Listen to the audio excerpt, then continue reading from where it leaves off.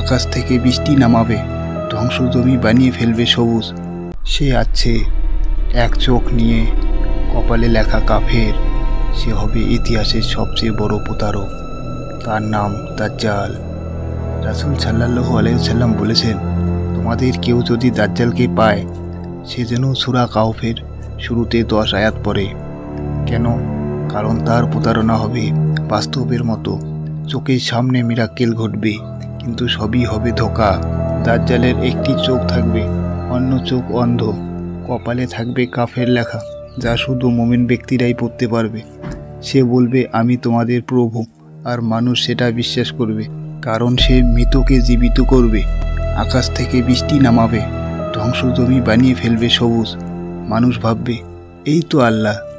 কিন্তু না, এই সবই হবে আখেরি ফিতনা। মুমিন ব্যক্তি বলবে, আমার রব আল্লাহ, তিনি অদৃশ্য, তিনি কারো মতো না। সে দাজ্জালের ফাঁদে পড়বে না, সে পড়বে আউযু বিল্লাহি মিনাশ শাইতানির রাজিম। প্রিয় ভাই ও বোনেরা, দাজ্জাল কবে আসবে আমরা জানি না, কিন্তু সে আসবে এটা নিশ্চিত। প্রস্তুত হও, কুরআন পড়ো, সূরা কাহফ মুখস্থ করো এবং ঈমানকে শক্ত করো, কারণ সেই দিন ঈমানই হবে তোমার একমাত্র ঢাল। আপনি কি দাজ্জাল সম্পর্কে জানতেন? কমেন্টে জানান। চ্যানেলটি সাবস্ক্রাইব করুন।